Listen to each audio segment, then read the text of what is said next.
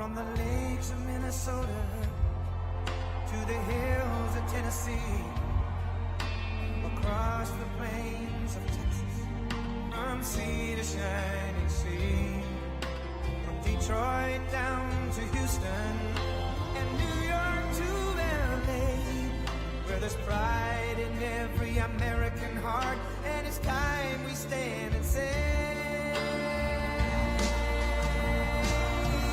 that I'm proud to be an American, where at least I know I'm free. And I won't forget the men who died, who gave that right to me. And I gladly stand up next to you and defend her still today. 'Cause there ain't no doubt I love this land. God bless the USA.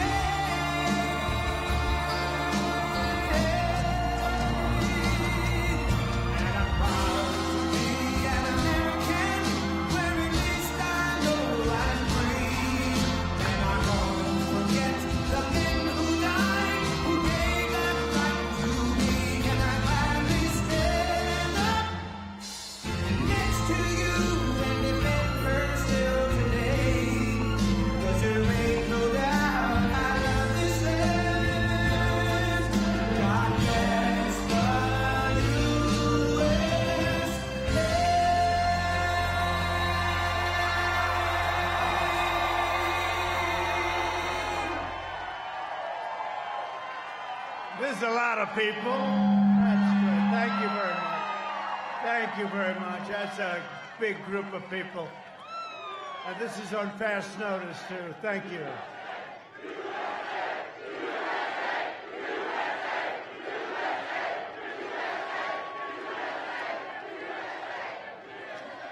Well, I just want to say hello, Minnesota. We love you, Minnesota. You're great, great place. We're going to win Minnesota. We're going to win Minnesota because they did nothing for Minnesota except close up that beautiful iron ore territory. They closed it up with a pen. Do you remember that? One day you didn't have your jobs. Then I came along and I opened it up. So that's pretty good. But I'm thrilled to be here with the beautiful, great, hardworking people of this incredible state. You're really hardworking American patriots. That's what you are. And a lot of people haven't been treated right until I came along, and we've done a lot of work and a lot of good work. And you had your best year ever last year. The state had the best year you've ever had. 46 days from now, we're going to win Minnesota, and we're going to win 4 more years in the White House. One of the most vital issues in this election is the subject of refugees. You know it. You know it perhaps better than almost anybody. Lots of luck. You having a good time with your refugees? That's good. We want to have Omar. Yeah, he said Omar. That's a beauty. How the hell did she win the election? How did she win? It's unbelievable. Every family in Minnesota needs to know about Sleepy Joe Biden's extreme plan to flood your state with an influx of refugees from Somalia, from other places all over the planet. Well, that's what's happened. And you like Omar a lot, don't you? Huh? Biden has promised a 700% increase in the manifesto with Bernie, right? A 700% increase in the importation of refugees from the most dangerous places in the world, including Yemen, Syria, and Somalia. Congratulations, Minnesota. A 700% increase. Good luck, Minnesota. Enjoy yourselves. Because if I'm not here, if I don't win, I don't know where I'm going to be, but maybe I'll come over to see Mike. I'll come and see Mike. Your state will be overrun and destroyed if Biden and the radical left win. That's what's going to happen. I've been watching it for years. They haven't treated you right. They have not treated Minnesota right.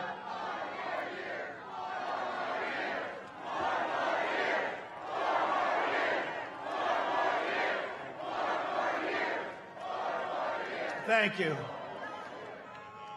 I'll tell you, these hangers are great. Remember this, it's a friendly protest. Please remember, this is not a rally.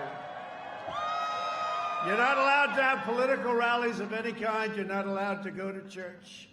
You're not allowed to do anything. The only thing you're allowed to do is run wild through the streets, burn down storefronts, blow up stores and kill people, because that's considered a protest, and that they allow you to have.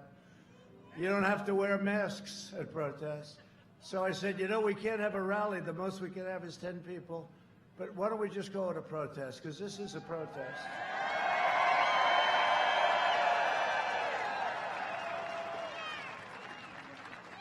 It's a protest against stupidity. And speaking about stupidity, Sleepy Joe will turn Minnesota into a refugee camp. Think of it, 700% increase. So you're not happy now? Look at that guy over there. He's not too thrilled when he hears this. 700% increase is what they have in the manifesto. Now, maybe they don't honor it, but I would say they'll go substantially higher than that number. Biden will overwhelm your children's schools, overcrowd their classrooms, and inundate your hospitals. That's what'll happen. Biden has even pledged to terminate our travel ban, jihadist regions. They've already been doing that to you, haven't they? Opening the floodgates to radical Islamic terrorists. My administration's keeping terrorists, extremists, and criminals the hell out of our country. We don't want them. We don't want them. We got enough of them. We've got enough of them. Just today, we deported, as you know very well, dozens of Somali nationals charged or convicted with very grave crimes, including rape, assault, robbery, terrorism, and murder, of course. These hardened criminals are back in their country where they can do all the complaining they want. And your children are much safer as a result. Thank you, President Trump. Thank you.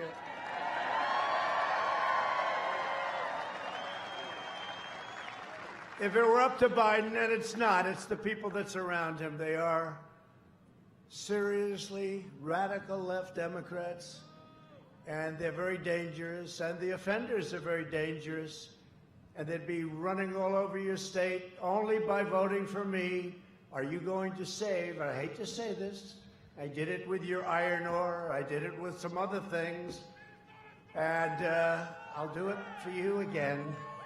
I'll do it for you again, but if you vote for me, I'm the difference and I'm the wall. You know the wall that we're building on the southern border? I'm your wall between the American dream and chaos. Joe Biden is wholly owned and controlled by the left-wing mob. He has no clue where he is. This is not a sharp guy. Years ago, I said to a certain senator who I was very friendly with, a Democrat, who's the dumbest senator? Who's the smartest senator? He gave me a name for the smartest. I said, who's the dumbest? Oh, Joe Biden. You didn't know that? That was 25 years ago. That was in prime time. This is no longer prime time for Sleepy Joe. And they do disinformation. They make things up and they make commercials. They make things up. I've never seen anything like it. Everything they make up. First of all, I'm the one protecting your Social Security. They say Trump. Remember 4 years ago, they used to say, oh, Trump will get rid of Social. I have protected your Social Security. They're going to destroy your Social Security. Another thing, Big Ten football. Did I do a good job? Your team better do well. You're on the spot. They better do well. Are they going to do well this year? I think so, right? But I brought it back, but I saw an ad. You know why I did it, actually? It sort of energized me. Sleepy Joe did an ad that I was against football, that I was against Big Ten football. Give me a break. I was against. When I saw the ad, I said, what's the problem with Big Ten football? They said, they're not going to open. Why? And they say, you know, some stupid reason. I said, these are strong, young people. They're going to do great. Let's get going. I called the commissioner, Kevin, good guy. And we sort of started something, and we got it rolling. And we had big opposition from a few of the Democrat states and governors, you know, but we rolled over the opposition, and you have Big Ten football. Congratulations. Congratulations. When the far-left rioters rampaged across Minneapolis, and they rampaged across your state, How about your police department? Let's just run for your lives. And it's not their fault. They were told to do that. You have a good police department. You have good police, but they're not allowed to do their job. No, they're not allowed to do their job. Remember that? They were told to leave the precinct, leave it. And then they knocked the hell out of that precinct, didn't they, huh? Had a great mayor, really, it's a real powerhouse. Remember, did you ever hear of a man, Fiorello LaGuardia? Did you ever? I don't think that happened with him, New York. I don't think it happened with Rudy Giuliani, did it, huh? What a great job Rudy did. You realize, Rudy's just now really being appreciated. People forgot how good he was as a mayor. He was a great mayor. Joe Biden called the peaceful protesters. He said these are peaceful protesters, as opposed to sending in the National Guard. They didn't want the National Guard. Joe Biden said you shouldn't send the National Guard. And this went on day after day after day. I pushed, and I got it approved. The National Guard went in. It ended within, what do you say, half hour? It was about a half an hour. You wouldn't have Minneapolis. You better remember this when you go and vote, and your voting starts tonight, please. You'd be saying, do you remember when we had a city called Minneapolis? Do you remember? It used to be over there. It's all ashes now. That place was coming down. You didn't have anything. But wasn't that a beautiful sight? Look, all of a sudden, you saw one guy in a black uniform, then another on the street. Remember that street? Loaded up with CNN reporters. Remember Ali Velshi? Shaved head, nice hair, shaved head. Some people say I should do that. Shave the head, just give it up. Can't do it. No, we polled it. I'd go down about 22 points. We polled it. They want to poll everything nowadays. I don't believe in polls. They poll everything. But Ali Velshi, I don't know anything about the guy, but I know he was standing there. This is really quite a good scene. It's a friendly protest. Everyone's acting, and behind him, the entire city was burning. It was like it's one of the great pictures of all time. The entire city was burning down. That was your city. And it's a shame it took so long, but the governor finally did it, at least, and if you take a look at Portland, the governor can't quite do it. She can't get there. I speak to her all the time. Come on, governor. I can straighten out Portland. Give me less than an hour. Just let us have it for, because we have to get, the state has to ask for it. They have to request. It's a shame. It's such a shame. But in your case, we went, and all of a sudden, that was going to be a bad night too, right? Remember that? About 7 o'clock? Then they see this guy walk out with about a $250,000 outfit on. That's because it had more computers and this and that. Got the tear gas deal. He's got the whole deal. Pepper spray. Got everything. The finest outfit you can buy. Believe me, we just paid for them, and they're very expensive. So we see one, the helmet. How about the helmet with the goggles? And you can see at night. You can see at day. You can see whenever the hell you want. So there's one. I said, oh, that's only one guy. Then you see another 3, then 4. Then you see another 10. They were just getting out of the buses, coming from very friendly territory. And then you have a line, and they were very tight together. There was no social distancing at all, which we're going to have to speak to them about that. No, they were touching. It's true, they were touching, right? So you had the first line, then you had a second line, then you had a third line, then you had and then they said, march. I remember this guy, Welchie, he got hit on the knee with a canister of tear gas, and he went down. He was down. My knee. Nobody cared. These guys didn't care. They moved him aside. And they just walked right through. It was the most beautiful thing. No, because after we take all that crap, for weeks and weeks, they would take this crap, and then you finally see men get up there and go right through. Wasn't it really a beautiful sight? It's called law and order. Portland would be easier because it's more confined. We just go being, and that would be it. But so they had 4 or 5 lines. Then they had lines in different, everybody did the same thing. Did they ever even move one step back? I don't think so, right? It was just a slow walk right forward. Then they just started walking faster. Put a lot of guys in jail, Tom, right? Put a lot of guys, great congressman, by the way. Put a lot of guys in jail. Great. Not good, great. They put a lot of guys in jail that night, Tom, and that was the end of it. I don't think you had any problem after that. If you had any flare-ups, we'll send them in again. But that's all you do. These are Democrat-run disasters. Look at Chicago. Look at Portland. Look at you with Minneapolis. These are disasters. By the way, are they still trying to get rid of your police force in Minneapolis? That's what I heard. See, they never learn. They never learn. They don't. Look at that lumber. You got a lot of people here.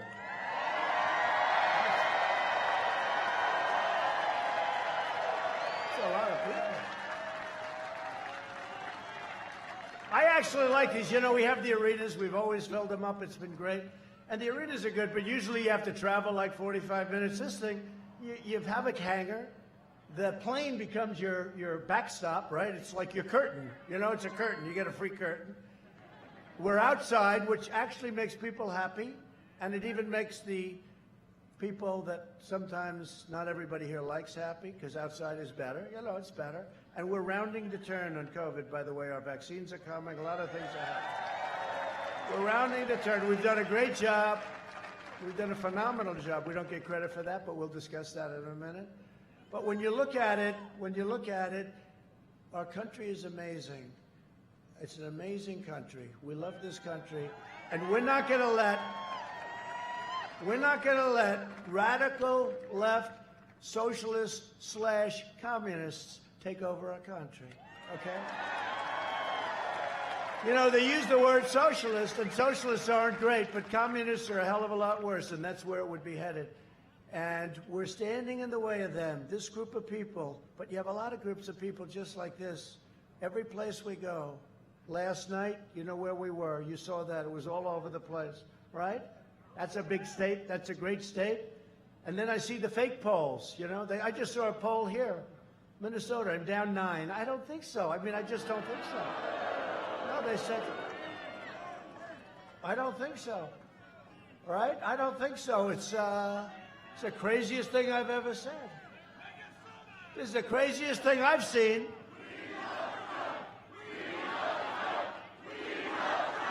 President Trump is down 9 in Minnesota. No, I just saw it in the plane. See the plane? The good thing about these beautiful Air Force One, right? That's the smaller version of Air Force One. I think you had a little bit short runway, so they take the smaller to save about $12. No, they took the smaller one. But the great thing about those beautiful planes, they have more televisions than any plane in history. We have televisions in the closet, on the ceilings, on the floors. I've never seen them we have them all over the place. And I'm just coming out, and they said, there he is, and they said it's a smattering of people. They called it a smattering. They always do that. And yet Biden with the circles, right? The little, he's got like 4 people in a circle. You know why he does the circles? Because he can't draw a crowd. So they put a circle like he's supposed. He's trying to be legitimate, but, you know, he's going to go by the science. He always says the science. He doesn't know what the word science is. So they have these like 4 or 5 circles. They put people. That way he doesn't have to be embarrassed when he goes to a high school gymnasium and he has like 40, 50 people. They had one not so long ago, and you saw this. He couldn't draw a crowd. It was a big thing. It was his opening or something. Couldn't draw a crowd. So they made it a round table. So he went in. They only had like 32 people. They said, this is very embarrassing. One of his people, and that's what they do. They're good. Some of the people surrounding him, they'll say anything and do anything. They said, let's not make it a speech. There's nobody here. Let's make it a round table. So these people are sitting at a table. They had no idea. Most of them didn't know anything about politics. They didn't even know why they were there. And now they're sitting on a round table, and they're on television. But that's what it is. But they say, we had a smattering of people. Yeah, a smattering of about, what, 15,000 people on about 2 days' notice.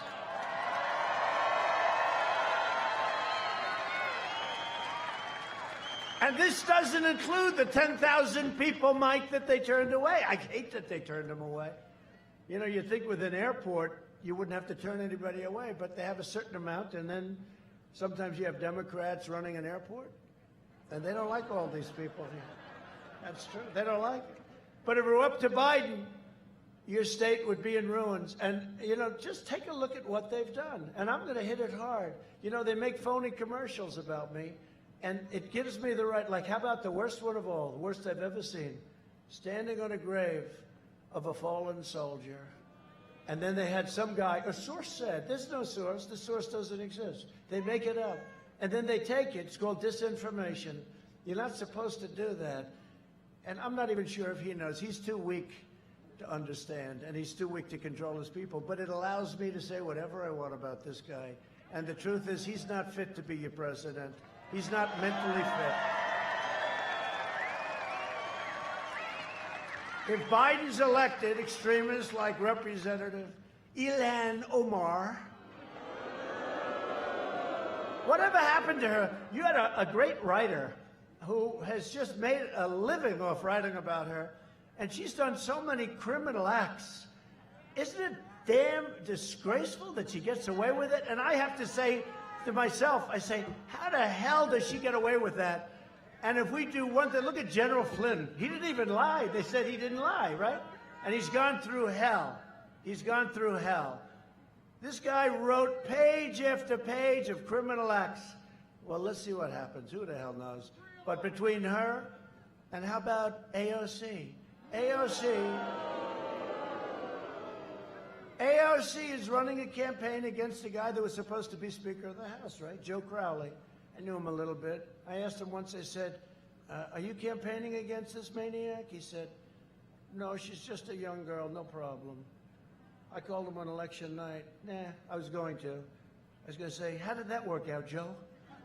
That didn't work. He was going to speak Speaker of the House. She's got a certain talent. But, you know, all of a sudden she had no money, nothing. And all of a sudden she had $2 million. And she spent the $2 million all over the place, her and her boyfriend. Whatever happened to her? Can you imagine if I do that? She spent the $2 million. You gotta look at that. She spent the $2 million. And big story, but that was it. That's one quick story. Oh, man, probably the guy who wrote the story lost his job at the New York Times, right? He's now unemployed. But there's a big story. She spent $2 million on bullshit, okay? And if a Republican did that, they'd be in jail. You know that. It's a different standard, and it's a disgrace. And our guys better get on the ball. Look, let me tell you. How about yesterday they were talking about Russia again. Here we go with Russia. There's never been anybody so tough on Russia with the sanctions. Remember Obama would send pillows. I said tank busters right to Ukraine. I'm the one that exposed the pipeline with Germany.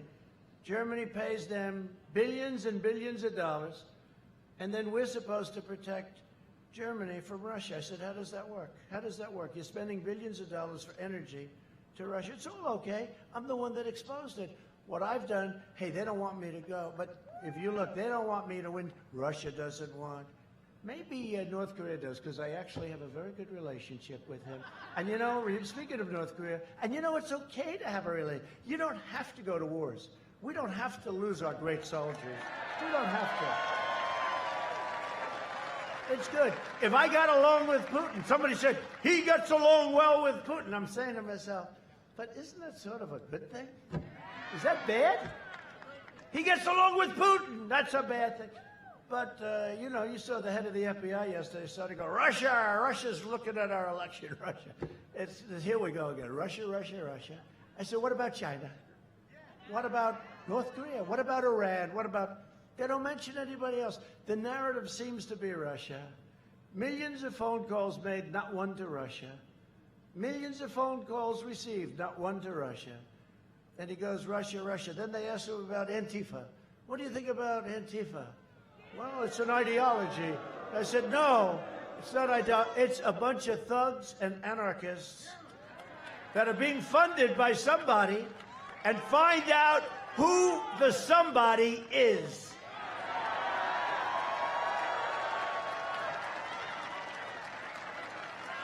It's unbelievable, when you look at this stuff. But seriously, take a look at the AOC. I call it AOC plus 3. You know, her 3 people that she tells what to do. And $2 million, dresses, rent, other things. You're not supposed to do that. Mr. Congressman, are you allowed to do that, sir? You don't do that. You don't buy dresses, do you? If he does, that's the end of his career, right? No, but it's terrible, right, Tom? I mean, it's terrible. Well, prosecute him. I mean, yeah, why not? I don't understand it. I'll tell you what. You know, once a friend of mine, a very sophisticated guy, very successful guy, called me up. He says, you know, from the day you came down the escalator with our great First Lady, future First Lady, said from that day, well, people love her. She gave a great speech at the Republican National Convention at the White House. She gave a great speech. But said from the day you came down the escalator with our First Lady, from the single day, you've been under investigation. You've been under investigation by sleazebags, people that now we caught cleaned up their phones. You're not allowed to do that, right, Mr. Congressman? My great hockey player, you're the greatest, right? But you're not allowed to do that, you know? We want their phones. Oh, here they are. Oh, by the way, they happen to be totally deleted, like Hillary with the 33,000 emails. She deleted them. I think they should look at that. You know, even if they don't find them, and I do believe they're in the State Department, I do believe they're in the FBI, but even if you forget about them, you know, she said she had 33,000 emails, and the emails were for her yoga lessons. Now, you know, she's not big into yoga, I can tell you. If she is, she's not getting her money's worth. Her yoga lessons and her daughter's wedding, right? So it was about the wedding and the yoga lessons. So I said, okay, let's give her 5 or 6 each. What do you think, Mike? 5 or 6 each. 5 for the wedding. Make it 30, make it 100, make it 1,000. 1,000 for the wedding. And for the yoga, let's give her 200. Okay? What about all those thousands and thousands of emails, probably classified? So Congress. So forget about it. Let's assume they're gone because she deleted them and then she acid washed them. And then she hit her phones with a hammer. I get rid of phones. I've never hit them with a hammer, not even as president. I say, here, throw the phone away. No, I've never hit a phone. Has anybody ever gotten rid of your phone and taken a hammer and wiped the hell out of it? I don't think so. So she gets a subpoena from the U.S. Congress, not in a lawsuit against some guy that hates you and you're fighting or something. By the way, you do that, you got problems in court, big problems. But she gets a subpoena from Congress. U.S. subpoena, the most important subpoena you can get. They get the subpoena, and after she gets the subpoena, by a few days, everything is deleted. Her phones are busted up and cleaned and wiped, and everything's gone. And nothing happens to her. Forget about what was on. Now think of how angry it makes me when I see it.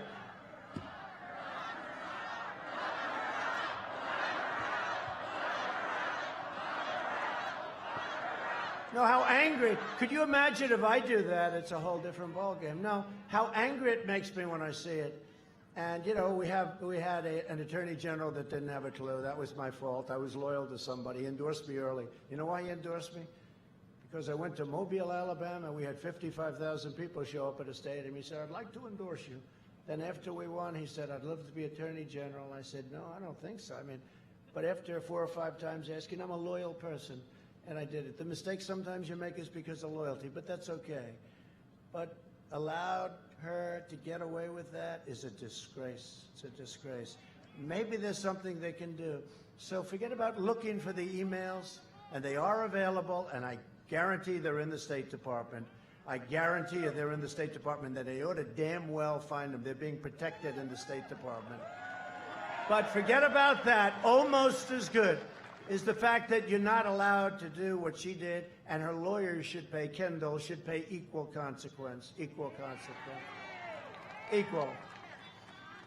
But that's the way it is, and but we are making a lot of progress if you see what's going on. You know, I said to myself, I'm going to stay uninvolved. I don't have to.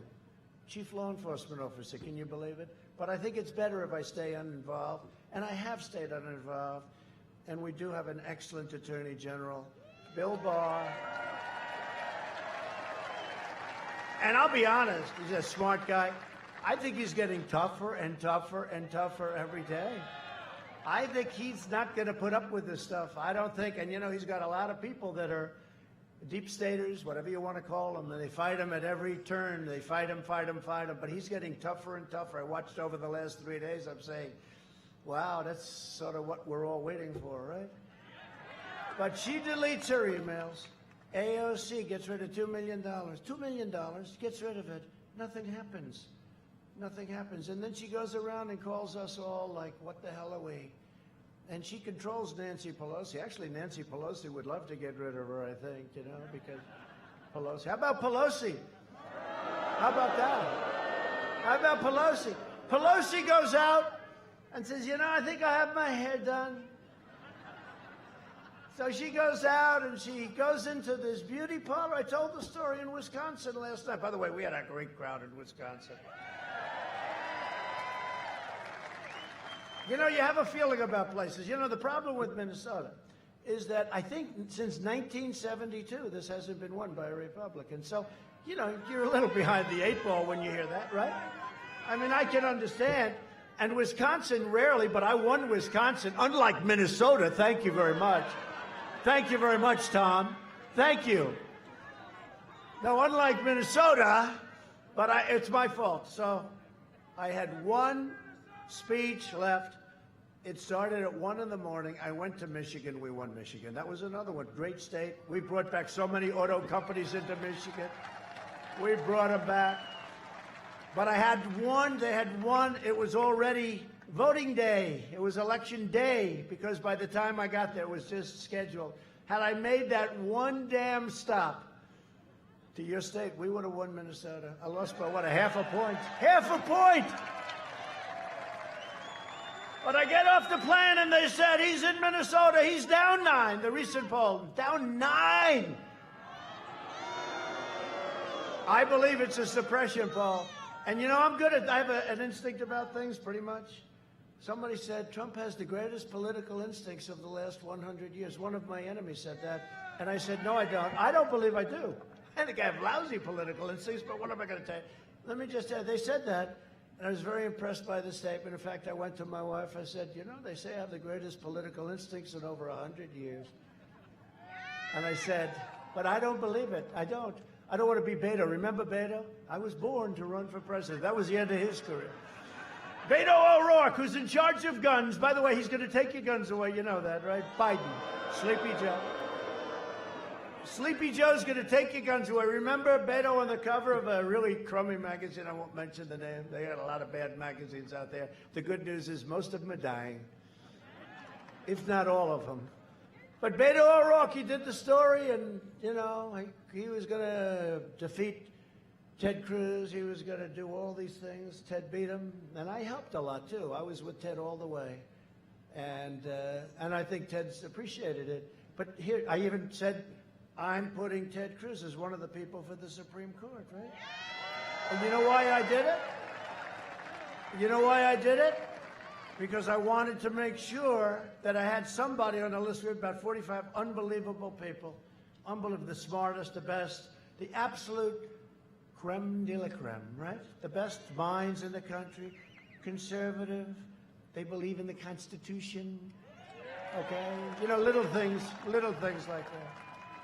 But I said, I have to have somebody that we're going to make sure we get approved. And the only one I could think of is Ted, because he's going to get 50 Republican votes and he's going to get 50 Democrat votes. He'll do anything to get him out of the Senate. But I joke when I say that to Ted.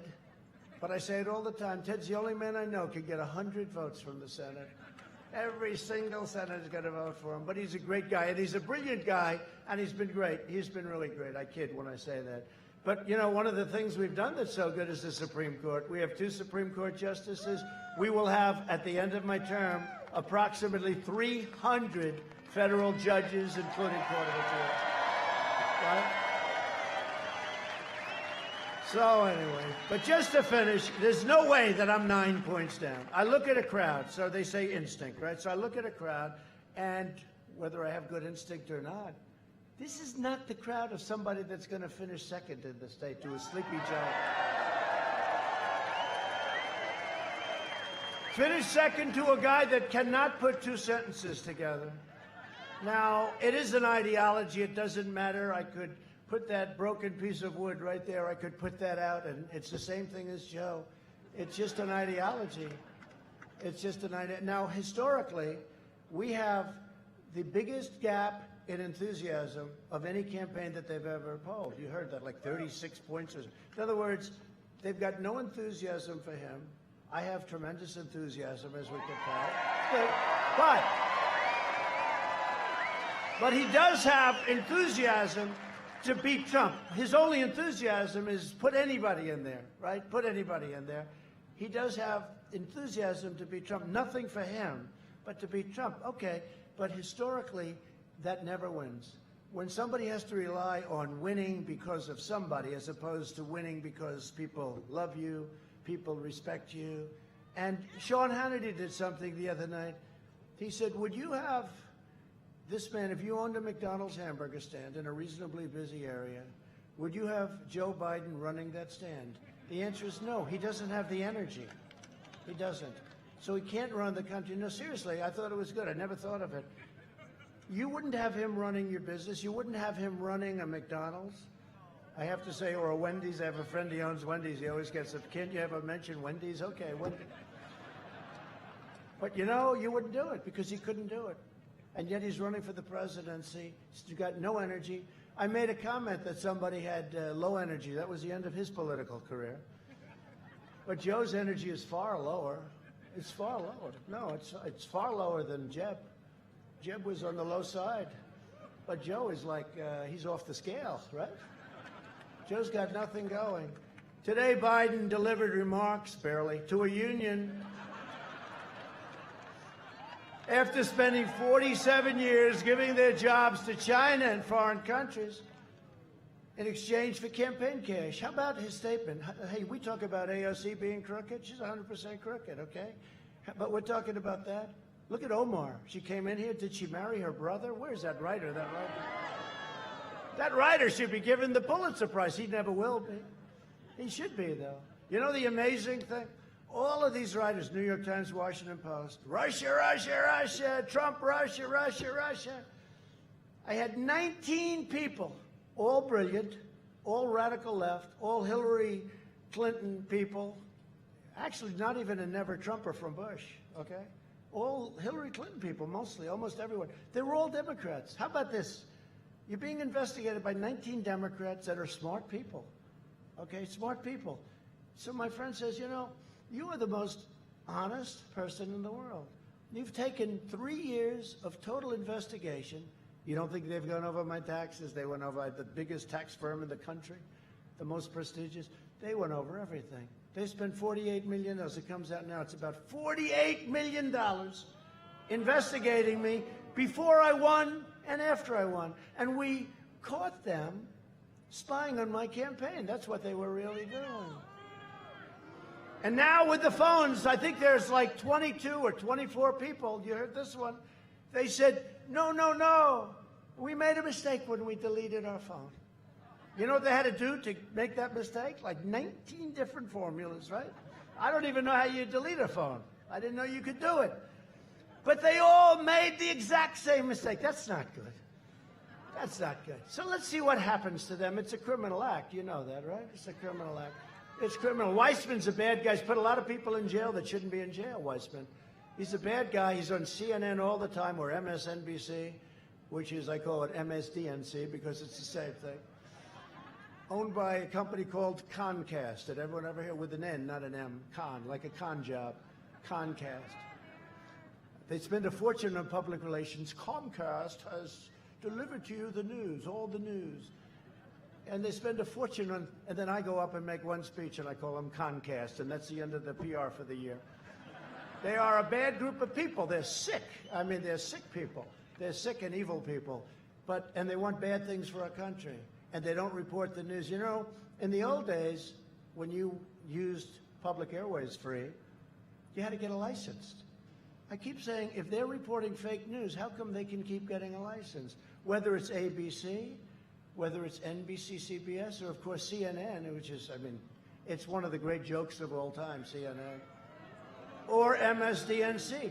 But they're cable, so I guess there's a different standard. But But when you're using the public airwaves, free, okay, free, aren't you supposed to get a license? So I ask my people that. I ask a couple of guys, and I never really get an answer. I just want to know a simple question. Do you have to report the truth when you're using free airways and making a fortune with commercials and everything else? And I never get the right answer because there are people down deep. It's crazy. But we're getting down to all of it. A lot of progress has been made. I think you're starting to see it. We're trying to beat a terrible group of deep state people. You know, I came to Washington. Think of it. Think of it. I came to Washington, and I had 24 years of people putting people in office. And then you can probably add another 4 to that and another 4 to that. I had many, many years, decades of people putting it. So I came, never been to Washington, I guess 17 times. I never stayed over, right? Never slept over. I was there 17 times. I tell the story. I was in Washington in my entire life, D.C., 17 times, never slept over, ever, not once.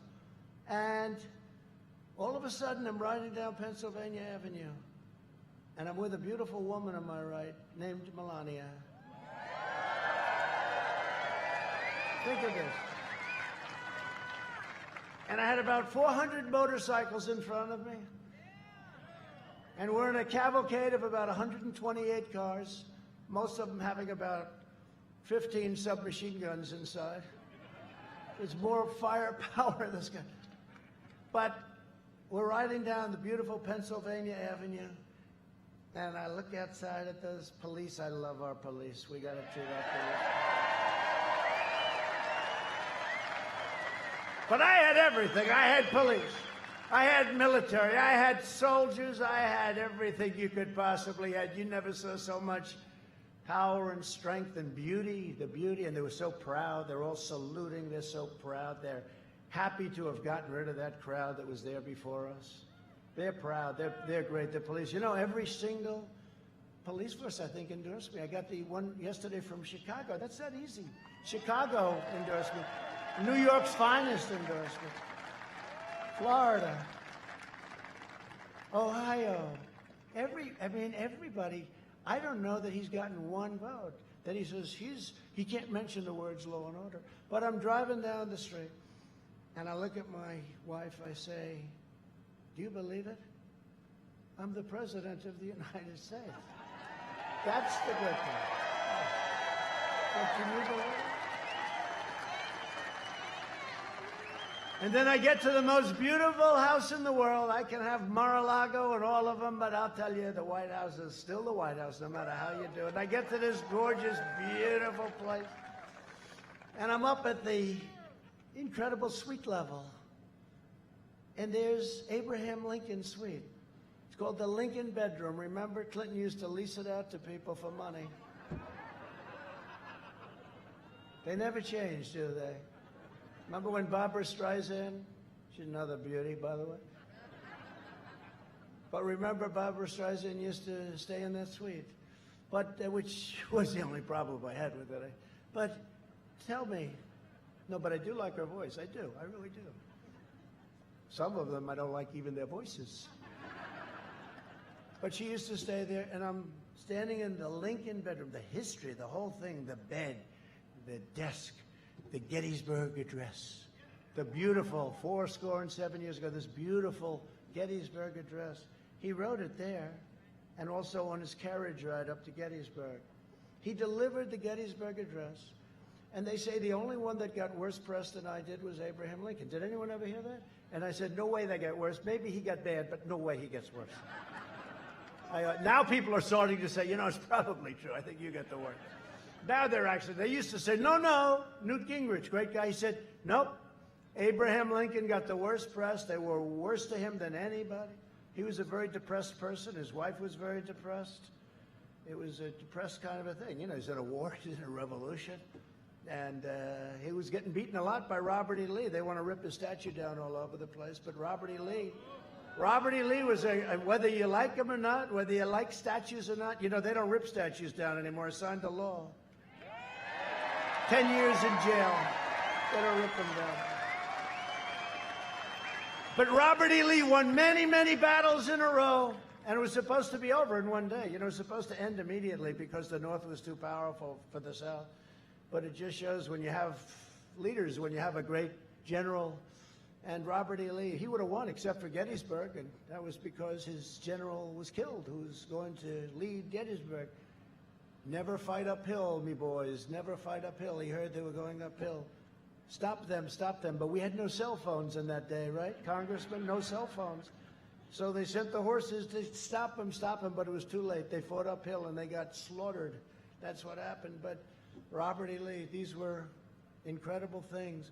But I hope you appreciate that we had a period of time when they were ripping down all of the statues and monuments. And I said to my people 4 months ago, I said, this is crazy. These people, and they don't even know, you know, they started ripping down Abraham Lincoln. When they hit Lincoln, I said, wait a minute, this is the man, and you can't do. Then they hit George Washington, Thomas Jefferson, they hit everybody. They even hit Gandhi. All Gandhi wanted was one thing, peace, may we have peace. Rip down a statue and all that. I don't think they have any idea what they're doing. I think they're just a bunch of thugs, okay? You want to know the truth. I think they're a bunch of thugs. But they were going to march on Washington, and they were going to rip down a statue of Abraham Lincoln, you know, the exact statue, and it was up very nicely up now. And by the way, they can take them down illegally. They go through Congress as a way of doing it. But, you know, they didn't want to do it that way. And they were marching on Washington, and I said, do we have any laws about this? They said, no, sir. Now, in Congress, the way it is now, you can't, you know, the most you get is about a $10 fine. You rip down a $5 million statue, you get a $10 fine, right? You know, it's a different world. That's when it was strong, they had laws. But we told and found this old act. And the old act said, if you rip down a monument or a statue, you get 10 years in prison. They call it prison, not jail, which sounds even worse. I said, bring that sucker up immediately to the Oval Office, because there are a lot of people coming to Washington. They were going to march on the Jefferson Memorial. Do you believe this? The Jefferson Memorial. We grow up, the Jefferson Memorial. They were going to march on the Jefferson Memorial. They were going to do damage to our beautiful Jefferson Memorial after Thomas Jefferson. And I did predict that. A friend of mine said, you know, 2 years ago, you said, next will be Robert E. Lee. And then comes Washington and Jefferson and Lincoln. They never stop. The only thing they understand is strength. Remember that. They don't understand weakness. There's nothing you can do. These really stupid heads of these corporations that give hundreds of millions of dollars. It's like blackmail money, right? But these stupid people that run, they get $40 million a year and they're weak. Okay, they're weak. But the only thing these people, they're anarchists, and the only thing they understand is strength. So I said, let me see this document. I said, wow, this is a very strong document. And we have, Derek is here, one of my attorneys. He did a great job. I don't know where the hell Derek is. He's around here. Actually, he's heard this before, although not quite. You're getting a very unique speech tonight, you know. I mean, unlike Joe, I haven't even looked at the teleprompter. This guy will... Move it up. Move it up. I can't... Move it up.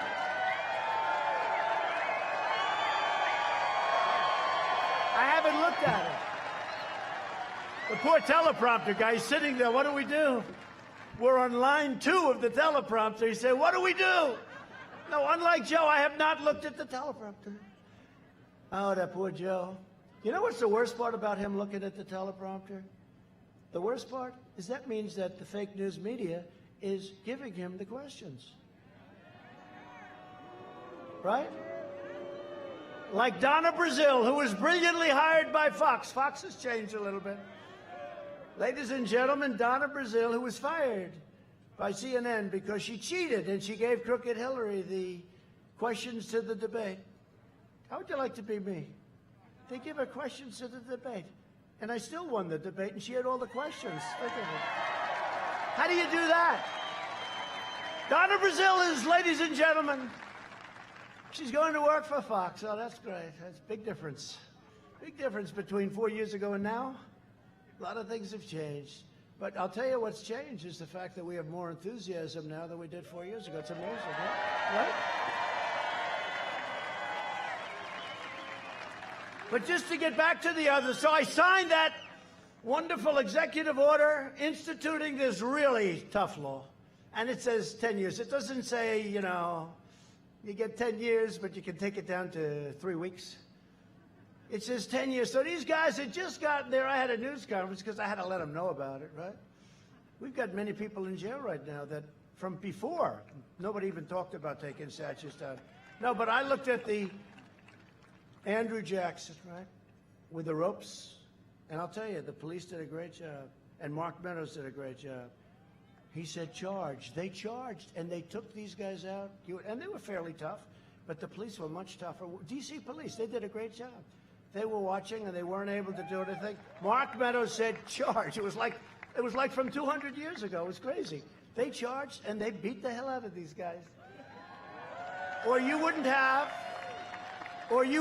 that great statue on the horse of a great general. He was a great general, and he was a very good president, at least a good president. But he was a great general. The Battle of New Orleans, right? And they had this incredible picture, Andrew Jackson, and they were going to rip it down. Remember the ropes wrapped around the horse, right? And the guy standing up there, just he went to jail 2 days later. We had all the evidence we needed. Thank you for that. I want to thank you, fake news. Look, we called the fake news. We said, can we have that, please? When they said no, we just said, we'll take it off TiVo. That's okay. Don't worry about it. One of the greatest inventions in history, TiVo, better than television, because television is useless without it. So we signed it. And all of a sudden, these same guys that were watching, they left. Nobody showed up the next day. They were going to have 25,000 people. They had 24 people. 5 of them were brought to prison, okay? And the next day, they said, well, we're going to save it for Saturday night. And Saturday night, nobody showed up. And nobody has showed up in 4 months to take down a statue because they're still. Because you know why? They look and they say, I want to take down that statue. I'm going to take down that statue. That statue's coming down. And then somebody says, you know, it's 10 years in jail. They go, that's too much. I'm getting out of here. It's true. 10 years is not acceptable, Mike, right? 10 years is a lot to rip down a statue. Have a little fun, especially when they have no idea what they're ripping down. But we have an idea what they're ripping down. They're ripping down, in many cases, greatness. They're ripping down our past. They're ripping down our history. And that's where these guys begin. They take away your history. You look at the Middle East, you look all over. Look what ISIS did. Look what all of them do. They go down and they go into museums and they break everything and they rip everything. They want to take away your past. They're not taking away the past of the United States of America. Not as long as I'm here.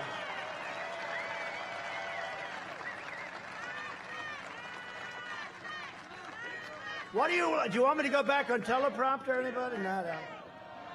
Okay, here's a question. My poor guy must be having a fit. He's over there. He's so good at this stuff.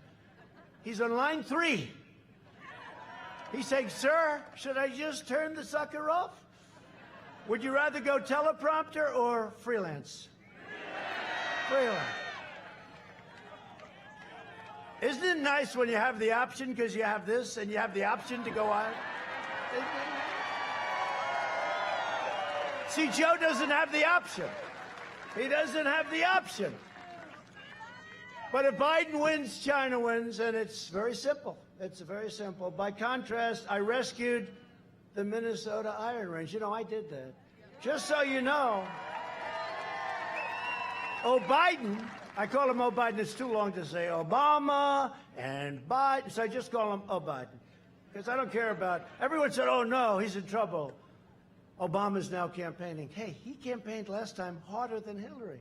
I said, no, I want him to campaign because he brings out the base. He brings out our base. And I'm only here because of him and Joe. If they were a good president and vice president, I wouldn't be here. I had a very good life before. I'm doing this because they did such a crummy job.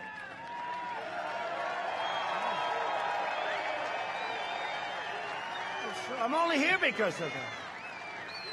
I could right now be having a very beautiful life of luxury, and here I am at the hangar in Minnesota with 15 or 20 or 25,000 people.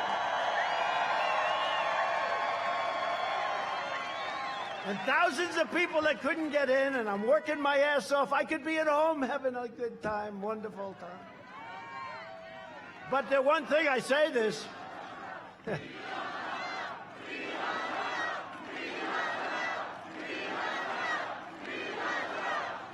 But I say this, look, I could be home. So home was New York. I had to bail out because it was too crazy. Everything is falling apart. But home is so sad what the Democrats have done to our great New York. Between a governor and a mayor, the crime is through the roof. The corruption is incredible. It's a sad thing that's happened to New York. Hopefully it'll come back by somebody. Somebody will go in there and do like a Rudy. You know, when Rudy took over, it was so bad. And they were looking for somebody, and they thought he was the guy because he was a tough guy. But somebody has to go in and clean it up. Somebody has to, this mayor, he let go of $1 billion worth of police. He let go. He actually believed the nonsense about defunding the police. And they're all going to do it. They're all going to do it. And your people are going to do it. And you really, I'm being totally serious now, you've got to go out and you've got to vote for Trump. You got to break this spell from 1972.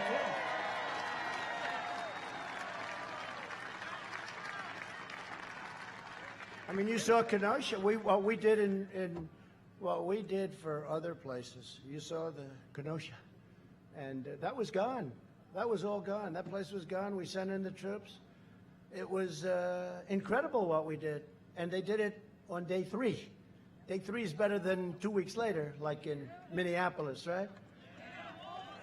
But they did it, and we've done a great job. And the people of that great state, they understand it. And I just hope the people of your state, of Minnesota, understand it, because we don't have too many more chances with this stuff. We really don't. We don't have the luxury of sitting back and saying, let's have 4 years of this maniac vice president that he picked, who treated him worse than any other person. That's why I say the one person that he won't pick, my great instincts, right? The one person he won't pick is Kamala. Because she called him a racist. She tried to Me Too him. You know, he was Me Too'd. I have just been Me Too'd, darling. What does that mean? But they tried to Me Too him. And she was the one that brought it up. Remember Tara? She was the one that brought it up. And then he goes, ladies and gentlemen, I'd like to pick, wait a minute, let me get her name here. How do you pronounce it? It's with a comma, like a comma, right? Like a comma. Remember, he couldn't pronounce her name. He was saying her name wrong, and she had to interrupt him. No, my name's Kamala, like comma. I remember that, like a comma, right? H1N1. That's right, Joe. Remember that, Joe? H1N1. And how bad did he do in that, though? How about that? How bad did he do?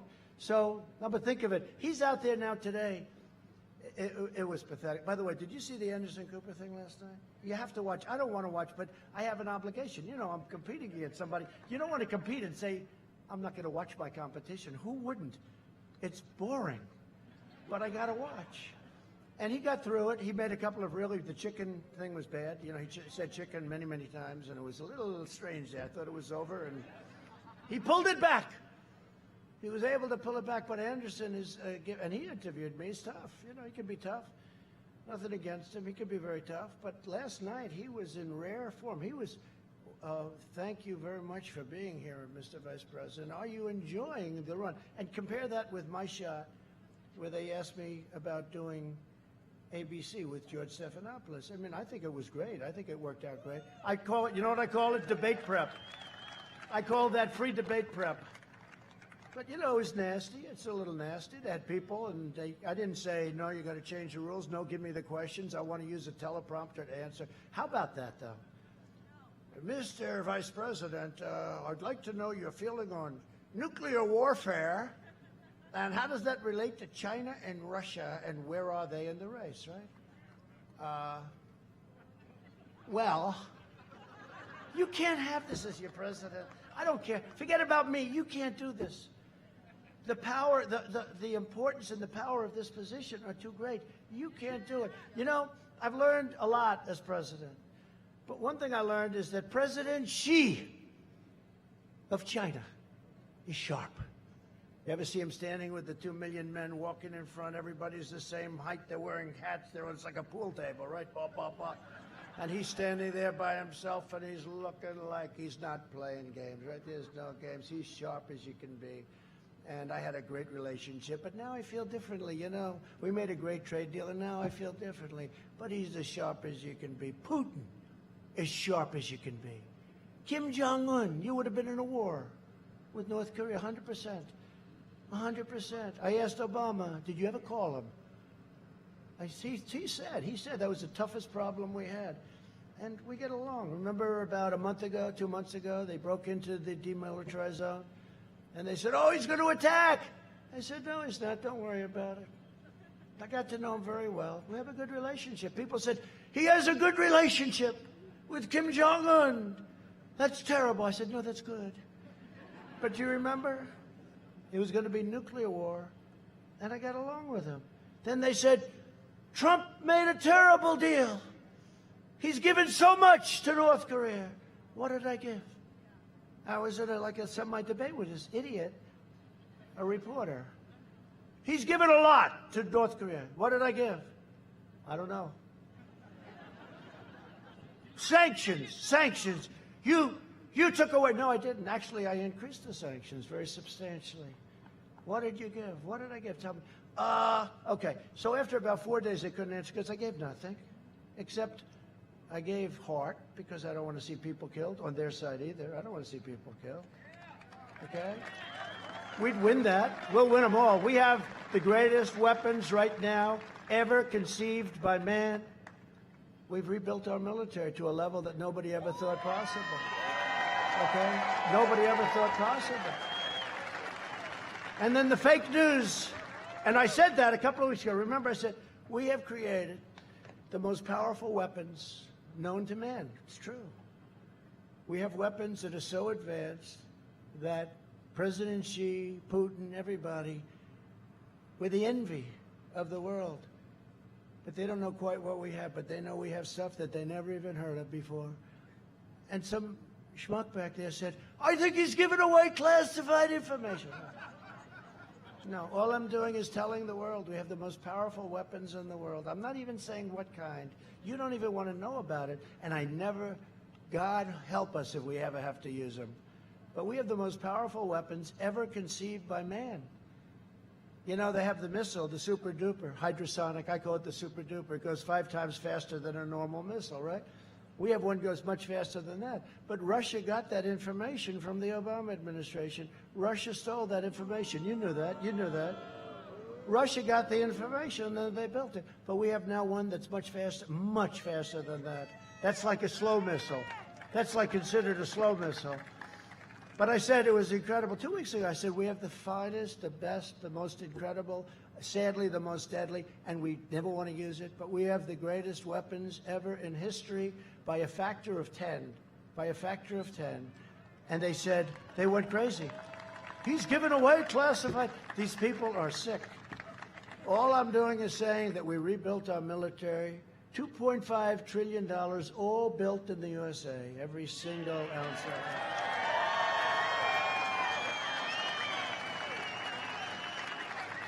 We have fighter jets, F-35, that are so good you can't see it.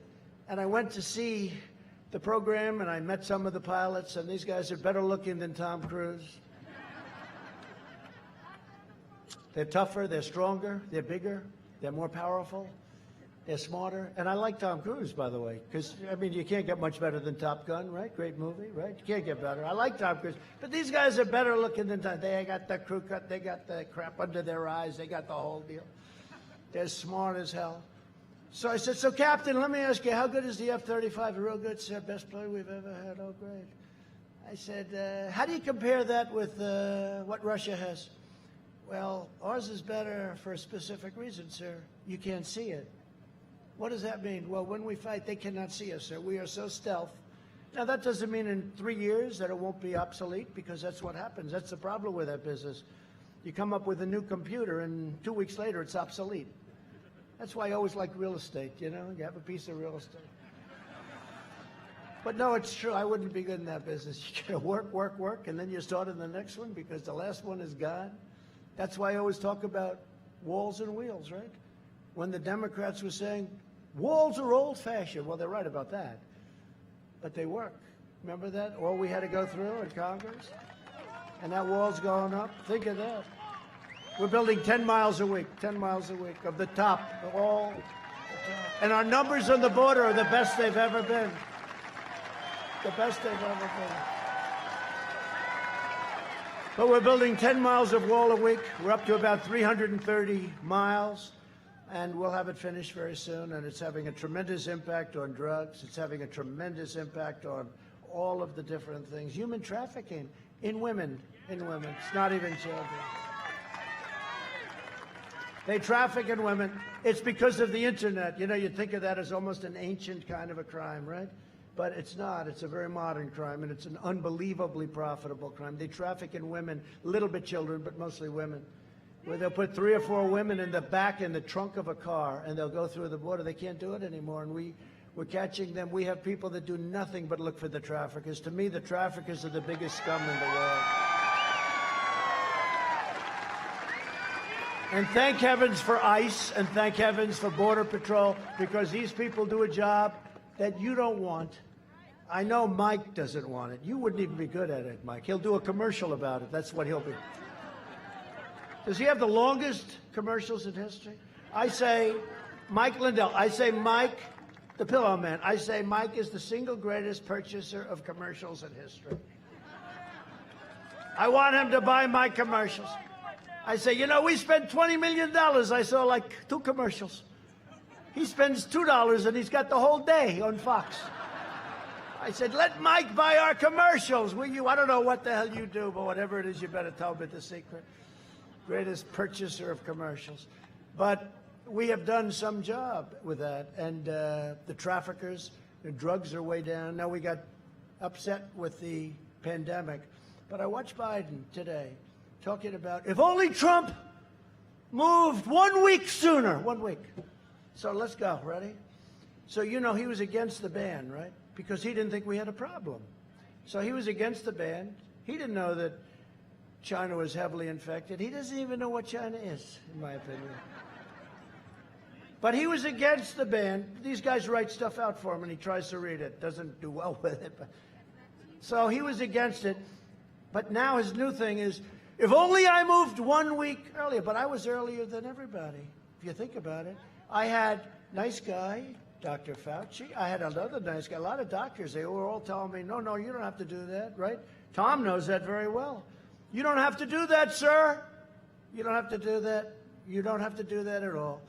And, you know, one of those things, I was very early, and I banned, and everybody admits that had I not banned highly infected Wuhan province, right?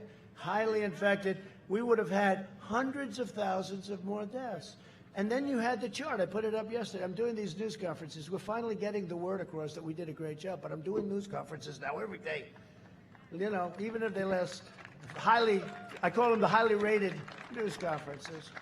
And I go before these crazy people they're screaming at, screaming like maniacs, It's not the way they treat Sleepy Joe. He'd melt. If they ever did a number on, this guy would be there. He'd be laying on the floor crying, get me out of here, darling. Where's my wife? Get me out of here, please, darling. They're so nasty to me today. What happened? We go through it every single day. But you think about it, and he said, if only Trump moved faster.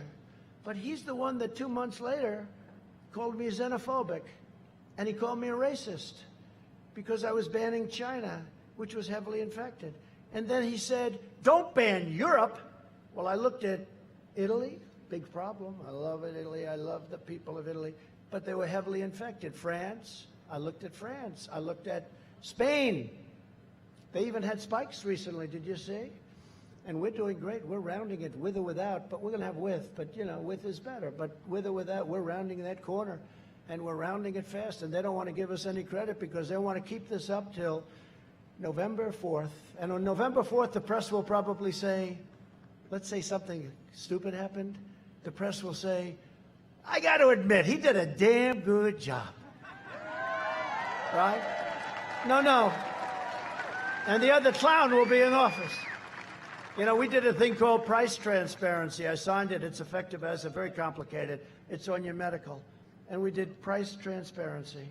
It's the biggest thing. It's bigger than healthcare. Where do you see? Your prices, you can go now to hospitals, you can price operations, you can price everything. It's a massive thing. The man who did it, and I took a lot of heat. And I'm doing favored nations drugs, meaning whatever the lowest in the world is, we have to pay the same, you know.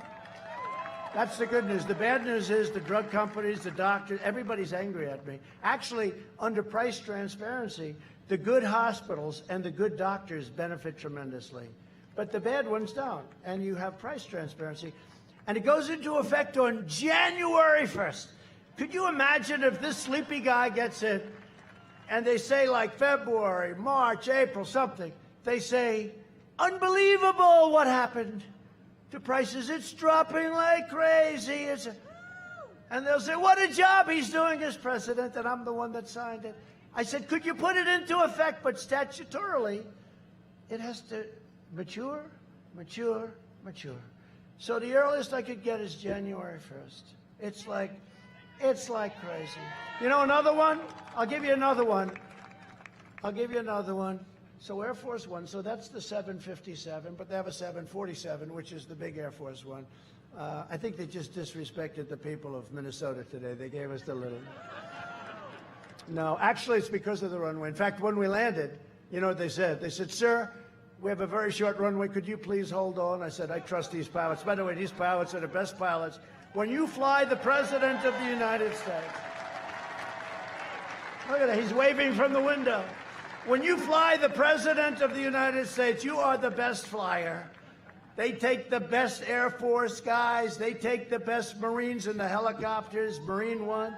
But when you're flying these planes, you can land that sucker. You have no problem. There's no mishits. There's no, let's go around. I can't quite make it, sir. These guys are phenomenal. You got to see what they look like. You know, everyone's in perfect shape. I look at them, central casting, every one of them. They're great. Thank you, fellas. Thank you. But I'll tell you a little story. So Air Force One is a very old plane. It's beautiful, but it's an old 747, right? 31 years old. And other people didn't want to do it, but it was time to get a new one, right? It was time. You got to get a new plane. And actually, Air Force One, I'll give you a little secret, it's actually two planes, okay? They get two. It's a hell of a way to travel. You know, if one's not working perfectly, use the other one, okay? You know. But they get two. So Air Force One, they negotiated a price. And they had it down for $5.7 billion. Now, it sounds expensive and it's ridiculous, but that was done by the Obama administration, right? It was done by the Obama administration. And that's okay, but no administration, Obama, Bush, they didn't want to do it because it sounds luxury. But at some point, you got to buy a plane for the country. And these Arab countries would have their beautiful 747, 800s, 900s pour in, and they were gorgeous. And believe it or not, the new plane is a much bigger plane, much bigger wingspan. It's a much more beautiful plane. It's modern. You know, think of it, 31 years old. Air Force One is 31 years old. The main Air Force One, not this. There's a great plane, but the big one, 31 years old. So you're representing the country. But they didn't want to do it because it shows luxury. So I said, I get to the office. I said, whatever happened to Air Force One? How's it doing? Sir, we made a deal for a new one under the Obama administration. Oh, you did? Good. How much? $5.7 billion.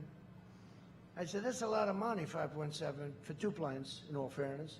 Now, it's very technical. It's very, you know, there's a lot of stuff. I won't talk about it because I don't want to give away any classified information. Just trust me, it's the most sophisticated sucker you've ever seen in your life, okay? Think of getting into a plane that costs $5.7 billion, right?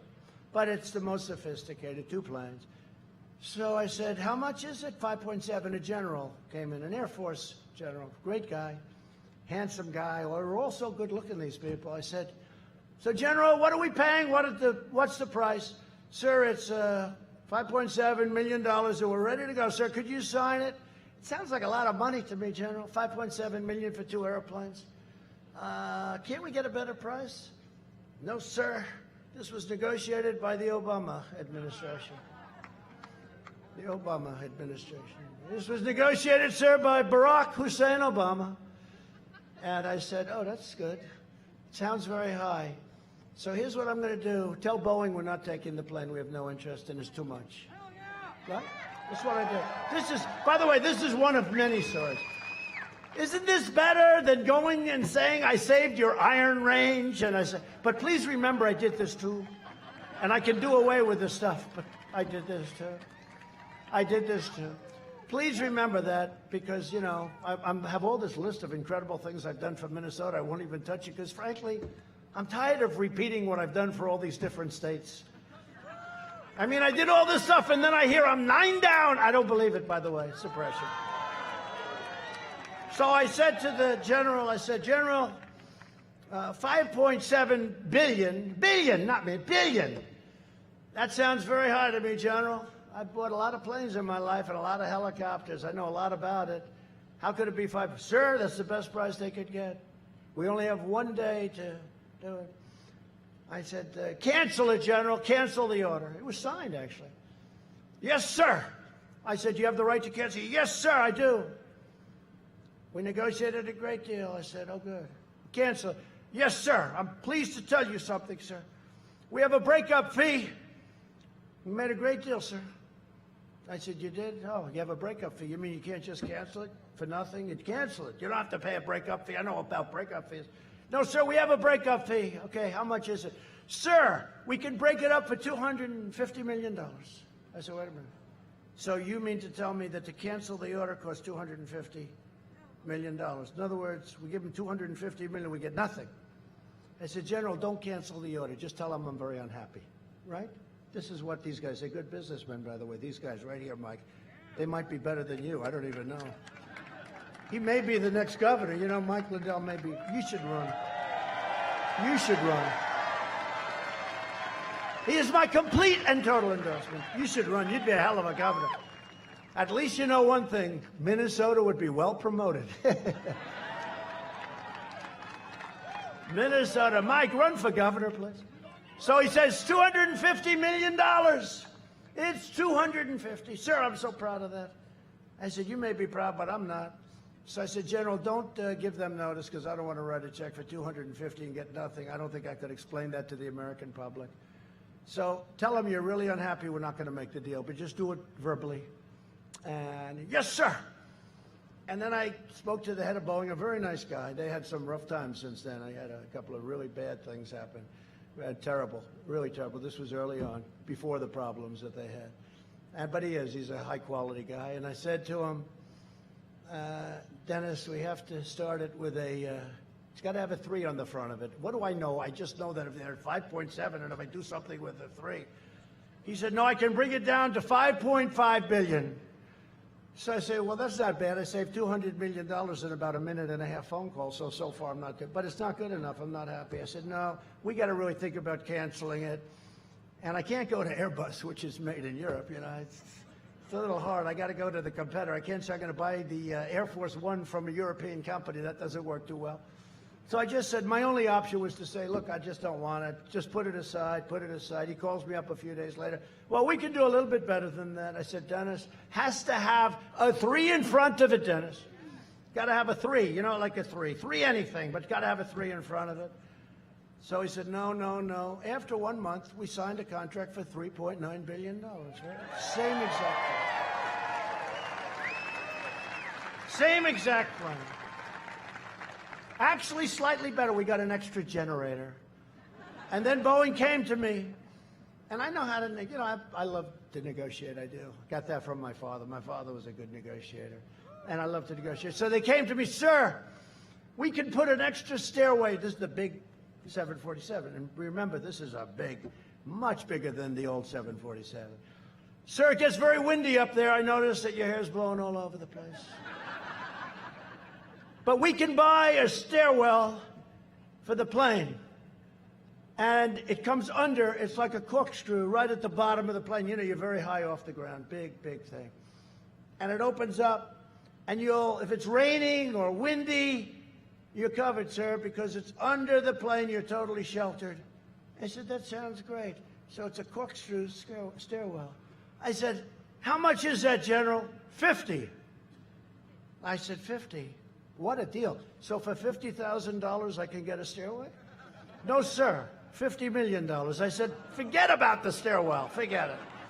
So he said 50. I really thought he meant $50,000. So these are just some little stories. I guess I must like Minnesota to go on one of these deals. But boy, did you get your money's worth tonight? Is anybody having a bad time? Did you get your money's worth? Because you've heard the other one. We've done this, and we've cut your taxes, and we've built up the military bigger and better. And we're the #1 in history in regulation cuts, which is the biggest thing. And the judges, which we've done at a level like nobody's ever done. Everything we've done. Nobody has done more in 3.5 years. No administration. 3.5, those first 3.5 years, nobody even comes close. And you know, it's a funny thing. I say it all the time. I've been saying it for a long time. And the fake news, nobody even questions me about it. And you know, if I was wrong, they would, but they can't question me, because when you see right to try, we took care of our vets. We just got a 91% approval rating from the vets. 91. It's never happened before. We got choice approved. We got accountability approved. Drugs are way down. We got a little setback with this whole situation where, you know, these shutdowns caused a lot of problems with drugs, a lot of everything, but drugs were way down. We had our best year in the history of our country last year, and we're going to have the best year. We're going to have a better year coming up. That's why you have an obligation to vote for the guy that got you there.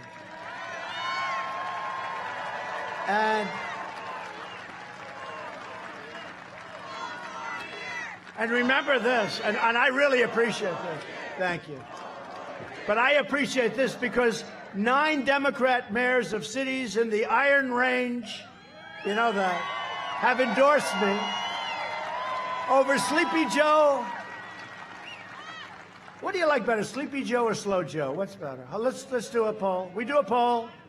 We do a poll. I do free polls. You know, these polls are all, they charge you a fortune for this stuff. They interviewed 3 people, and, you know, then they charge you $1 million. We interviewed 233 people. I got thousands of people that listen to it free. What do you like better as a nickname, Slow Joe or Sleepy Joe? So let's go. Wait, Slow Joe first. Okay? So just scream if you like it. So you have a choice. Slow Joe, they're both very appropriate. Slow Joe or Sleepy Joe. Ready? Slow Joe. I think we're going to have a winner. Sleepy Joe.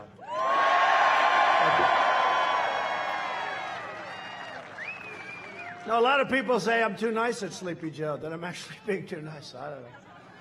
He's a sleepy guy. But Biden is going to shut down your Iron Range. Remember, it wasn't just the tariffs I put on your competitors that were dumping iron ore and steel and everything else in our country like it was garbage, okay? And it was garbage steel, too. It was all sand-based steel. Real crap. It wasn't that. But when you think of it, they wrote it out. It was, you didn't have environmentally the right. You know, somebody said, oh, well, he got a bid because he was good with negotiating with these other countries. It wasn't that. I opened it up. I signed an order. I signed an executive order because Obama took your Iron Range, and Biden took your Iron Range away. And I'll never forget the day I did it, and Tom was there, a man, I don't know who he is. He's probably in this massive audience. But he came up to me, and he was a rough guy, and he never cried in his life, including at childbirth. He didn't cry at childbirth. But he was crying, and he said, sir, you gave our life back to us because Obama took our heart out when he closed up the Iron Range. Said you gave our heart back. It's true. So I just want to thank those cities. I mean, you know, when a Democrat mayor, and we have now a lot of them, now we have additional. So these are Democrat politicians, and they came to, they not came, they 2 weeks ago they endorsed us, and you know, it's a great thing. We're finding that all over the country. Democrats for Trump. Politicians that got elected as Democrats, I don't think they changed their party affiliation, but they endorsed Trump. They're all in the Iron Range area. And Larry Cuffey is here. Larry Cuffey. Where's Larry? Where is he? Where? Larry, how are you? Why did you do that, Larry? That's so nice. I appreciate it. Boy, are you good. I wish you had a mic. He said, because you're the best candidate we could ever hope. I love this guy. He said, you're the best candidate we could ever hope for. Larry. Thank you, Larry. That's beautiful. I appreciate it. We'll do a good job. We're not going to let you down. And they're doing a good job over there. They're digging, dig we must, right? It's all going because of me. That's cool, man. Thank you. That's cool. No, he signed an executive order shutting it down, just shutting it down. And I hear it's got the best iron ore anywhere in the world. That's what I hear. The quality is the best. And it's like an unlimited amount. You know, we're not talking about a little. This is a massive operation with thousands of people and everything else. And for me, it was very easy. Andrea Zoponstich. Where is she? Where's Andrea? Thank you very much. That's really nice. I'm glad that at least you got a good location, right? That's great. I appreciate it very much. You're all friends, I guess. Chris Vreeland. Where's Chris? Chris Vreeland. Chris? Where's Chris? The mayor. Thank you, Chris. Thank you, Chris. Thank you very much. Kathy Brandow. Kathy Brandow. Thank you, Kathy. I hope you're having a good time tonight. We're not going to let you down. You know that. We're open. That sucker is open. We're not closing it. Well, think of this, though. If Biden gets in, it's closed. He said he's going to close it. How about this guy? No fracking.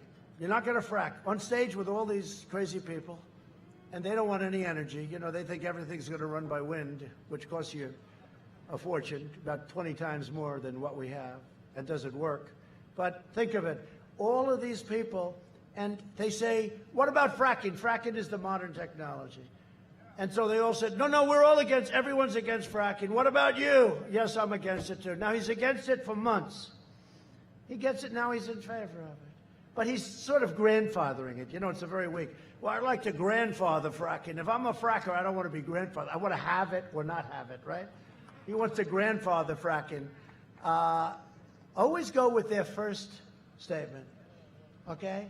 So I was in Texas 2 weeks ago. We had crowds, Mike, we had crowds that went from the airplane to the well, to the drilling well, where we went to see a well, and we saved the industry because I got Russia and Saudi Arabia to cut back 10 million barrels. It actually was probably 18, ended up being, I think, 18.5 million barrels, and it saved the industry. And yet you're still paying very low gasoline prices at the pump, but we saved 10 million jobs, you know? But I'm in Texas, and let me tell you, Texas appreciated because that industry was in deep trouble because all of a sudden with the pandemic, there was no demand. There was nobody driving. There was no demand. Nobody ever saw anything like it. So I'm in Texas, and I said to the crowd, it was a great crowd, and we must have had 100,000 people on the road, on the highways and roadways waving, and they had the most beautiful Trump flags. I wanted to stop. Where did you buy that flag? The most beautiful flags of me and our great vice president. Is Mike Pence doing a good job, by the way? That's why he did such a great, he worked 29 hours a day. I mean, this guy works day and night. He worked not the 24, he worked 24 plus at least 5, okay? This man is a worker, and he's a wonderful human being. And when they try it, a guy like Biden that can't carry his jockstrap, when Biden goes, oh, they should have closed 1 week earlier. And here's a guy that said, I made a mistake when I banned China, that nothing's going to happen. It's so phony. This politics is a very phony business, so I haven't been doing it long. I told one of the senators that came in, he came into my office, sir, I've been doing this for 30 years. I've won many elections. I've only lost twice in my life. I've been a senator for a long time. I know what I'm doing, sir. I said, yeah, and I've done it for 4 years, and I've only won 1 election. But it's for the President of the United States, remember? Remember when they said... I remember a certain man on television that didn't like me too much. He said, they put together the greatest field ever assembled. The Republicans, remember? 17 plus me. They put together the greatest field of talent ever assembled.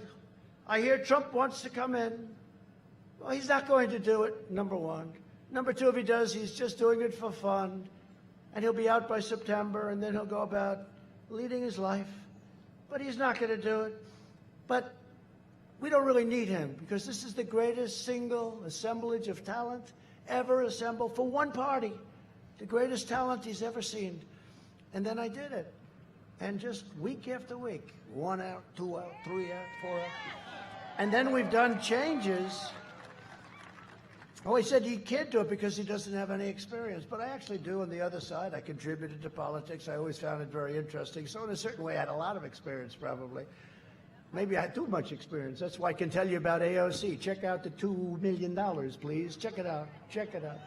Check out Omar. Check out Omar. Get to that great writer. He should get, so the New York Times won all these Pulitzer Prizes, right? I was going to tell you before. All these Pulitzer Prizes, these people, and they all got it wrong, right? They got, for Russia, Russia, Russia, we give the Pulitzer Prize. I won't use names. I won't use names. But we give the Pulitzer Prize to the New York Times. They got it wrong. We give the Pulitzer Prize to the Washington Post. And all of these real sleazebags, I have to be honest with you, very dishonest people. Very dishonest. I call it the Amazon Washington Post. He uses that as his lobbyist because he owns the Washington Post. He gets crap that other people wouldn't get, okay? That means it's a lobbyist deal. But they got the prize, right? They got the Pulitzer Prize. All the guys that got it right, that really got it right, they all got it wrong, totally wrong. And they should return the Pulitzer Prize. And Pulitzer Association, the committee, should ask for those prizes back. They got it all wrong. They were 100% wrong. There was no collusion. They couldn't believe. Remember the day when it was announced? After 3 years, there is no collusion. I could have told them that on day one. They could have saved $48 million. All right? They got the Pulitzer. And then you take guys, so many. Solomon, Sarah Carter, Bongino. How about Dan Bongino? So many, so talented guys. How about the great gentleman who wrote The Witch Hunt? Remember that? That was the first, right? You know who I'm talking about, and he's fantastic. All great. These people should have won the Pulitzer Prize. Now, I would say Sean Hannity and Lou Dobbs and Laura and Tucker. In all fairness, Tucker was very good. Tucker was great. But these are all people that got it right. Now, they don't do, I guess, the Pulitzer Prize for that stuff, but they probably should. But these guys all got it right. And all they did is get a lot of money because they're very successful. And that's okay, I guess. But they should give the Pulitzer Prize to the people that got it right, and they should withdraw it from all of those writers, many of whom are back there right now. All of those writers, they should do that. So, just to finish up, I want to just say that we have some great congressmen here. I'd love you guys to come up here because I just want to have you come up. Would you come up? They deserve it. Because, you know, I told them they're busy guys and they're big warriors and all that. And I told them, I'm going to introduce you right at the beginning. Be here and then you can get out of here. They've been waiting now for an hour and 20 minutes. Come on up. Just walk to the end. Shake their hand. Everybody sign a slip that you're voting for them, please. They've got no problem. But you have members of Congress here, Jim Hagedorn, Tom Emmer, Pete Stauber, great hockey player. And hopefully your next U.S. Senator, who's a man who's done a fantastic job, run a great campaign, Jason Lewis.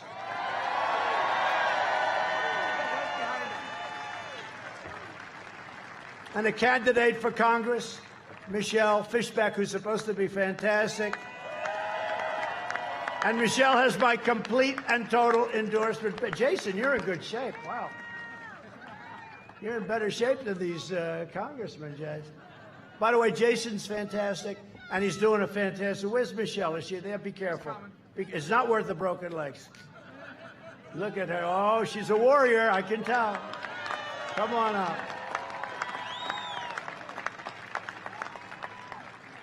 But thanks, Michelle. And they have my complete endorsement. They're great people. They love your state. They love our country. So just in conclusion, I want to say that over the next 4 years, we will make America into the manufacturing superpower of the world. and we will end our reliance on China once and for all. We will make our medical supplies right here in the United States.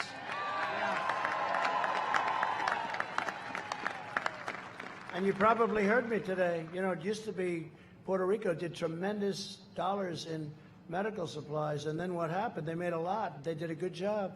And Biden destroyed it. They took away the incentive, all of the taxes, and they took away the incentive, and Puerto Rico went down a long way. We'll get some of that back to Puerto Rico, and we'll get it back fast. Take it away from China. You heard that, right? They took it away. And then people automatically vote. You know, it's like a habit. Well, I vote for the Democrat. The Democrat was so bad to you. And how bad were the Democrats to Israel? We did Jerusalem, right? We broke up the Iran deal, right? And then they vote for a Democrat. It's not a habit, but I think the habits, we're breaking those habits very quickly. But we've helped Puerto Rico, and we've really helped. If you look at what we've done for Israel, it's been incredible. They say nobody's done more. And it's my honor. But we'll hire more police, increase penalties for assaults on law enforcement, and we will ban deadly sanctuary cities, which are a disaster. We'll appoint tough on crime prosecutors. We will nominate judges and justices who interpret the Constitution as written. We will ensure equal justice for citizens of every race, color, religion, and creed. We will defend the dignity of work and the sanctity of life.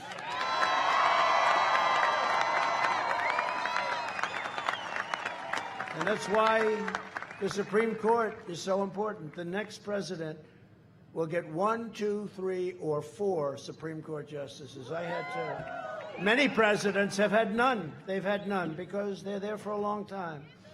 They tend to be appointed young. They're there for a long time. But the next one will have anywhere from 1 to 4. Think of that. That will totally change when you talk about life, when you talk about Second Amendment, when you talk about things that are so important to you. You're going to be stuck for 40 years, 35 years, a long time. So this is going to be the most important election, in my opinion, in the history of our country. You got to get it right. Because if you don't get it right, we will not have a country anymore. You're not going to have a country, not as we know it. You won't have a country anymore. We will uphold religious liberty, free speech, and the right to keep and bear arms.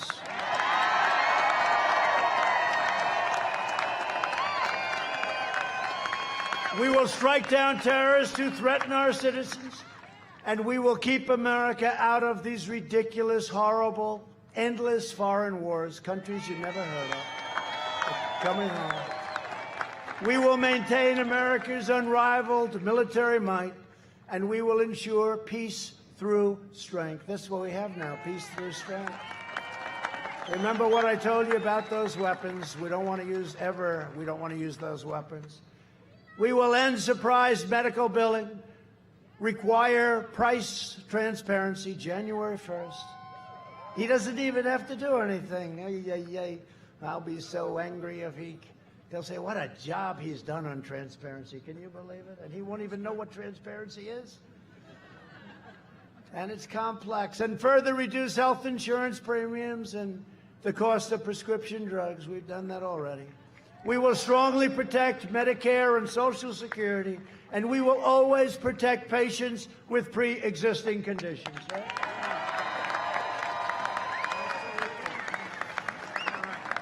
America will land the first woman on the moon, and the United States will be the first nation to land an astronaut on Mars.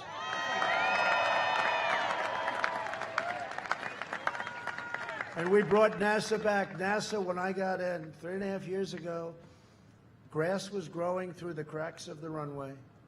It was over. It was closed. It was nothing. Now it's the #1 space center in the entire world by a factor of 5. We will stop the radical indoctrination of our students and restore patriotic education to our schools. Big deal. We will teach our children to love our country, honor our history, and always respect our great American flag.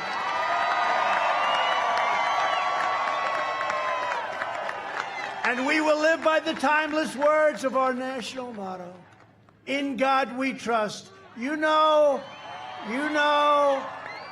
that the Democrat National Convention and the Pledge of Allegiance had a caucus, two of them, not one. I heard the first one. I said, oh, they must have made a mistake. They left "under God" out of the Pledge of Allegiance. Oh. Yeah. Now they then said, oh, well, we didn't mean that. They meant it. That's what they're going to do. They're going to take God out of it, just like I was saying before in Texas. They don't want God, they don't want oil, they don't want guns. I don't think they're going to do too well in Texas. Do you agree with that? I don't think they're going to do too well in Minnesota either.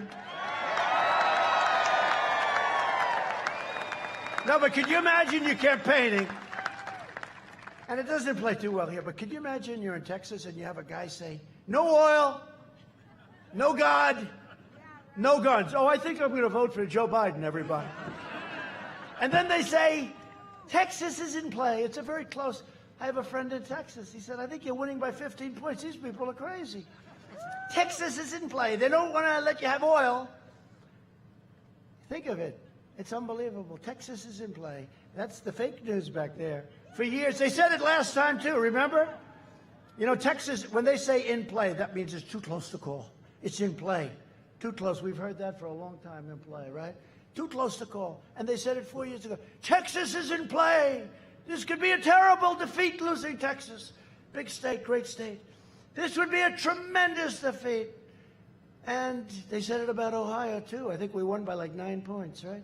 They said Ohio is in play. Utah is in play. We won by a lot. Remember, we beat a guy named McMuffin. Remember the guy? He was going to take the state of Utah, and then he was going to be able to negotiate. But that didn't work out. He came in third. Even Hillary beat him. But they said, Texas is in play. And I'd go around telling my people, damn it, Texas is in play. How the hell? Every time I go, they have 35,000 people at the stadium. How could it possibly be in play? They said it's in play. My people would say, I don't think so. And we had a big Texas rancher. He was on one of the shows. He goes like, he's wearing a big, beautiful hat. I wish I could wear those hats. It wouldn't work for me too well. I don't think it works for me, right? But it worked for him. And he said, I don't know too much about a lot. But I know one thing, Texas is not in play, and this guy is going to win Texas by a hell of a lot of votes. And that's what happened that night, the night of the election. The night of the election, they called the results. I've been listening for 6 months. Texas is so close, we can't even imagine it. It's so close. This is big.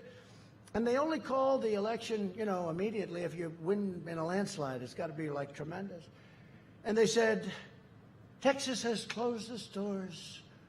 Ladies and gentlemen, Donald Trump has won the state of Texas. They didn't even say the polls were closed. They forgot to say the polls were closed. I wanted to say, I said, how come I won? I called my people. How could I have won? It was so close. They called it before they even said the doors were closed. And I heard from the governor of Texas, great guy, Greg Abbott. He said, I said, how are we doing compared to 4 years ago? We did great 4 years ago. Big win. He said, sir, you're doing much better. But these guys keep saying it's in play. It's the same way that I'm down 9 points in Minnesota. If I lose Minnesota, Jason, I'm going to blame Jason if I lose. Boy, we almost had it last time. But we did the right thing. We went to Michigan. We won Michigan. First time in many, many years that Michigan was won. It's a great state. For years, you had a president who apologized for America. And now you have a president who is standing up for America and standing up for Minnesota.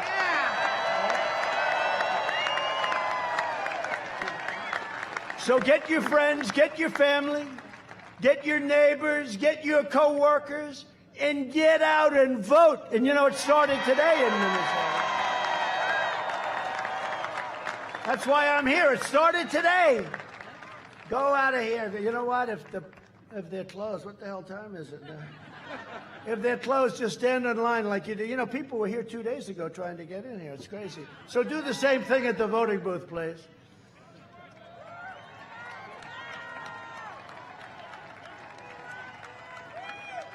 from St. Paul to St. Cloud, from Rochester to Duluth, and from Minneapolis, thank God we still have Minneapolis, to right here with all of you great people.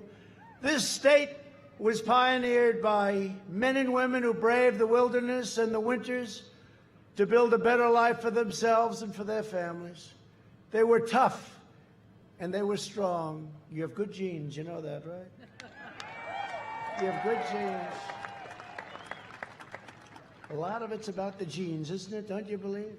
The racehorse theory you think was so different? You have good genes in Minnesota. They didn't have a lot of money. They didn't have a lot of luxury.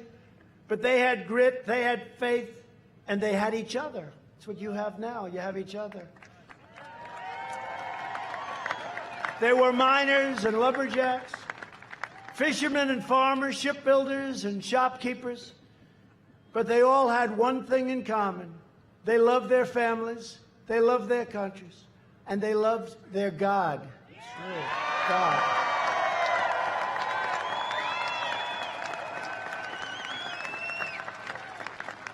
Proud citizens like you help build this country, and together we are taking back our country.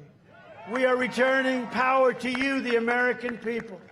With your help, your devotion, and your drive, we are going to keep on working, we are going to keep on fighting, and we are going to keep on winning, winning, winning.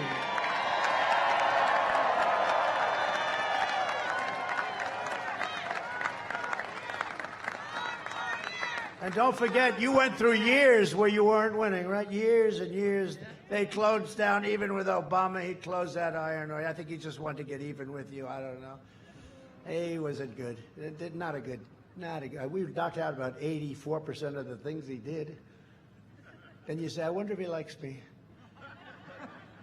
But you're getting used to winning, and you're going to see winning like you've never seen before. You had your best year. And you're going to win so much. You've heard this, right? I haven't said it in a long time because we've been doing a lot of winning. But you're going to win so much, and you're going to send Jason to the U.S. Senate. And you're going to keep winning and winning and winning. You're going to win on trade. You're going to win on the military. You're going to win on everything you touch. Minnesota's going to keep on winning. And you're going to get tired of winning. Because Minnesota doesn't want to win all the time. Your football team is going to win in the Big Ten, they say, right? Now, we're going to keep on winning in Minnesota, and you're going to get so tired. You're going to say, Jason, please, Jason, go to the president. See him in the Oval Office. Stop him from winning. We're winning too much in Minnesota. We can't stand it, Jason. Please, Jason, stop him from winning so much for Minnesota. We can't take it. We're not used to it because we went through years and years and years where it was tough, right? The mayors know that. That's why they all endorsed the president. And I'm going to look at Jason. I'm going to say, no, Jason, I'm sorry. The people of Minnesota want to win. You're wrong, Jason. They want to win. We're going to keep on going, Jason. We're going to keep on winning. And they're going to be happy as hell, Jason. Get Jason, and he's a great guy. By the way, you have a senator that he's running against. I won't even mention names. She does nothing. Nobody even knows who the hell she is. She goes to a meeting the other day. Everyone's trying to figure out who is she. This guy, he even looks the role. Central casting, right? You know, if you can get the look for free, that's good too, right? But he's going to be fantastic. Tremendous guy, really successful, and he loves your state, and he loves our country. So, Jason, please, knock him out. Knock him out. But you're going to win. We're one movement. We're one people, one family, and one glorious nation under God. And together with the incredible people of Minnesota, and you know what's going to be operating at strength because I owe it to these incredible mayors that were so nice to me. That was such a nice thing. And I didn't politic you at all, right? I never politic you. I said, what? How nice. And it's happening with so many other things. We have other endorsements from police forces that I never asked, and all of a sudden they're coming from very hostile territory. So I just appreciate you being here, and I'm saying this for you, and I'm saying it for all of you. Okay? Thank you. We will make America wealthy again. We will make America strong again. We will make America proud again. We will make America safe again. And we will make America great again. Thank you, Minnesota. Thank you.